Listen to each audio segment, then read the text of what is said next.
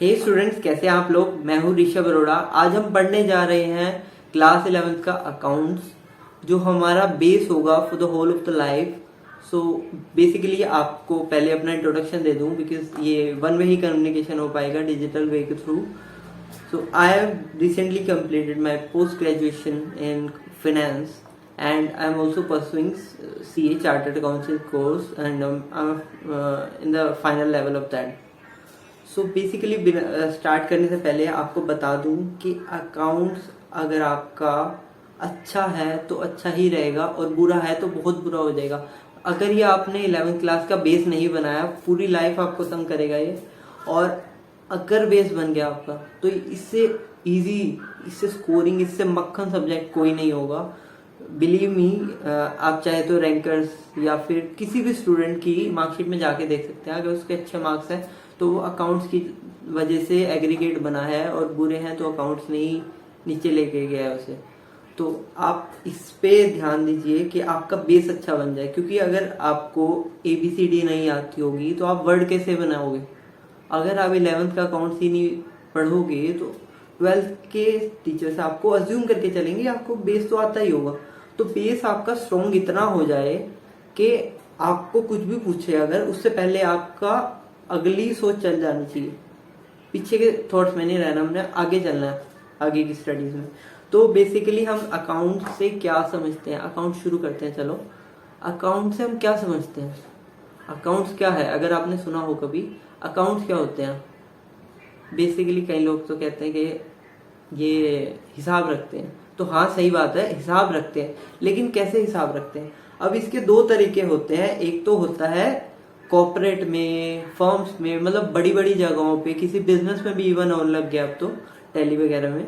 तो इसमें हम हिसाब रखते हैं कि कैसे हमें क्या क्या हमारी ट्रांजैक्शन हुई है, और क्या क्या हमारे पास से गया है, क्या क्या आया है, क्या क्या हमारे पास अभी प्रेजेंट में अवेलेबल है, क्या नहीं है, क्या हमारे लोन्स हैं, क्या बोरोइंग्स है। बेसिकली पूरा एक स्ट्रक्चर बना दिया जाता है, जिससे हम देख के बताते हैं बिजनेस की ये पोजीशन होती है। मतलब बिजनेस की पोजीशन को रिफ्लेक्ट करते हैं हमारे अकाउंट्स। लेकिन लेमन लैंग्वेज में क्या होता है अकाउंट्स, अकाउंट्स क्या होता है, हिसाब। आपको हिसाब रखना है, क्या आया, क्या गया, क्या है, क्या नहीं है आपके पास, और क्या आपको देना है, क्या लेना है, सब हिसाब इसमें रखा जाएगा अकाउंट्स का। तो आप पैसों से डील करोगे, सब कुछ पैसे से रिलेटेड है। और आपके इसमें दो आते हैं। एक तो मैंने बताया कॉर्पोरेट अकाउंट्स का, मतलब जो बेसिकली पूरा सजा धजा के प्रॉपर फॉर्मेट में पूरा अच्छा सा लाइन वगैरह खींच के सब कुछ, और सब हिसाब से बनाते हैं, जो हमें पढ़ना भी है। लेकिन बेसिकली क्या होता है, हिसाब तो हर कोई रखता है। आप कहते हो अब ये फॉर्मेट करके ऐसा क्या उसने जादू कर दिया। तो हिसाब क्या होता है, आप जैसे आप कुछ भी खुद भी हो, आपके पेरेंट्स होंगे, आप अपना पैसे का तो हिसाब रखते होंगे ना। अगर आपके पास आज इतने पैसे, आपने इतने खर्च कर दिए, इतने बचे, बस ये हिसाब है इसमें, और कुछ नहीं है इतना बड़ी चीज इसमें। तो अगर आप मान लो, सपोज करो, एग्जांपल देके समझाते हैं। जैसे आप सपोज करो एक लेस का पैकेट खरीदने गए। लेस मतलब हवा, हवा ही होता है इसमें बेसिकली। सो आप लेस का पैकेट खरीदने गए परचून की दुकान से। उसमें आपने जाकर क्या करा, वहां जाकर आपने 10 रुपए उसे दिए और लेस का पैकेट ले लिया। आपके पास 10 रुपए आपके गए और ले लिया लेस। तो आपके पास क्या आया, लेस का पैकेट, और आपने क्या दिए, 10 रुपए। लेकिन इसी ट्रांजैक्शन को, इसे हम ट्रांजैक्शन कहेंगे, मतलब कुछ दिया और कुछ लिया, गिव एंड टेक रिलेशनशिप है बेसिकली, हर जगह गिव एंड टेक चलता है। तो इसमें क्या होगा आपका, अगर आपके उसके शूज में जाके देखो, मान लो सपोज करो आप परचून वाले हो, आप अपने आप को परचून वाले की तरह रख के अगर देखो, तो उसमें आपका क्या होगा, आपके पास आया है पैसा और आपके पास से गया है लेस। तो प्लस हुआ आपके पास क्या, मतलब अगर बेसिकली प्रीवियस वाले केस में जाए, आपने लेस खरीदा और पैसे दिए, तो आपके पास प्लस क्या हुआ, क्या आया आपके पास, आपके पास आया है लेस, और आपके पास से गए हैं पैसे। तो प्लस हो गया लेस, माइनस हो गए पैसे। तो इसी छोटे से हिसाब को हम बेसिकली पूरा अकाउंट्स के स्ट्रक्चर में फ्रेम करके कैसे कहेंगे, इसे कहते हैं जर्नल एंट्री। जनरल कहते हैं ये लोग, लेकिन जर्नल होता है JOURNAL, जर्नल एंट्री होती है इसमें। अब इसमें हिसाब से क्या कैसे कहेंगे, हम कहेंगे हमारे पास लेस आया तो प्लस हुआ। अब प्लस को हम क्या कहते हैं, प्लस को हम कहते हैं डेबिट, डिटेल में भी बताएंगे। प्लस को कहते हैं डेबिट, तो यहाँ कहेंगे लेस अकाउंट डेबिट टू, किया गया आपके पास से गया पैसा टू मनी अकाउंट। अब आप पूछोगे डेबिट क्रेडिट क्या होता है, इसे शॉर्ट फॉर्म इसकी होती है DRKR। कई लोग इसे कहते हैं डॉक्टर या करोड़, पता नहीं मिसलीड क्यों हो जाते हैं, आप बिल्कुल ना करना, ऐसा कंफ्यूजन होता है इससे।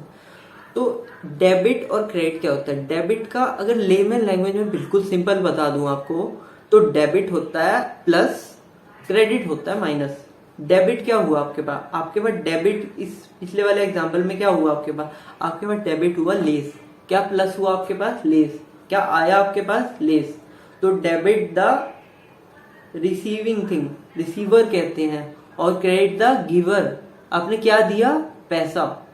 तो आपके पास रिसीव हुआ लेस, तो इसे डेबिट कहेंगे, और आपके पास से गया पैसे, तो इसे कहेंगे क्रेडिट। और दूसरे के शूज में अगर जाके देखेंगे तो उसके केस में क्या होगा, वो अपने यहाँ जनरल एंट्री क्या डालेगा, जर्नल एंट्री वो डालेगा, उसके पास क्या आया, पैसा। तो कैश अकाउंट डेबिट, कैश आया ना उसके पास, cash account debit to less account, तो उसके पास से लेस गया, तो उसके पास से जो गया वो क्रेडिट, आया वो डेबिट। ऐसे ही हमारे साथ हुआ। अब इसमें और बहुत सारी चीजें आएंगी अगर हम प्रॉपर फॉर्मेटिंग में आए। अब इसमें क्या होता है, सबसे पहले 4-5 स्टेजेस से गुजरता है हमारा। सबसे पहले हमें क्या होगा, एक लिखा हुआ होगा बस, उसे कहते हैं नरेशन। नरेशन में क्या होगा, आपके पास कुछ लिख के दे दिया कि I bought a less from a shop. तो ये क्या है, नरेशन। अब इसे आप कन्वर्ट करेंगे जर्नल एंट्री में, जो आपको अभी सिखाया मैंने। तो इसे आप जर्नल एंट्री में डाल दोगे, कैसे, less account debit to cash account. उसके बाद आप क्या करोगे, इसे आप लेजर में डालोगे। अभी आपको बस इंट्रोडक्शन दे रहे हैं थोड़ा सा, मतलब इतना आप दिमाग ना लगाना, और बस थोड़ा थोड़ा एक हमारे को एक ग्रैस्प हो जाएगी, और थोड़ा नया नहीं लगेगा हर बार हमें समझते हुए। तो बेसिक इंट्रोडक्शन है ये। तो इसके बाद जाएगा लेजर में। लेजर में क्या होता है, अकाउंट्स बनते हैं, खाते बनते हैं। अगर आपने देखा हो कहीं बही खाते की बुक्स लाल लाल कलर की होती है, वो एक एंट्री जर्नल एंट्री में डाल के फिर उसे हम डालेंगे लेजर में। मतलब इसे समराइज करते जा रहे हैं हम। फिर लेजर से हम क्या करेंगे, लेजर के एक बैलेंस बनेंगे, फिर उसमें जो हमारे एक्सपेंसेस और इनकम्स हैं, इनकम्स एंड एक्सपेंडिचर्स हम डालेंगे P&L अकाउंट में, प्रॉफिट एंड लॉस अकाउंट में। तो कितनी इनकम हुई हमारी, कितना हमारा खर्चा हुआ, उसमें से क्या आएगा। मतलब आप खुद देखो, आपके पास जो इनकम हुई है, आपके पास कितना पैसे इनकम हुई है, किसी मान लो आप किसी बिजनेस में हो, पूरे अकाउंट्स में बेसिकली आपको ये मान के चलना है, आप किसी बिजनेस में हो और कोई बिजनेस कर रहे हो, अपने आप को समझ के चलो मेरा इतना बड़ा बिजनेस है, बहुत बड़ा सोचना है आपको, बहुत बड़ा बिजनेस है आपको, और आपकी इतनी सारी इनकम है। मान लो आपकी 100 करोड़ की इनकम है और आपका खर्चा हुआ 60 करोड़ रुपए, तो आपका प्रॉफिट कितना होगा, इनकम हुई 100 करोड़, खर्चा हुआ, एक्सपेंडिचर हुआ आपका 60 करोड़, तो आपका प्रॉफिट होगा 40 करोड़ रुपए। तो ये प्रॉफिट एंड लॉस अकाउंट इसलिए कहा जाता है क्योंकि इनकम में से एक्सपेंडिचर जब निकाल लेंगे, राइट साइड पे बेसिकली आता है ये इनकम्स और लेफ्ट साइड पे आता है एक्सपेंडिचर्स।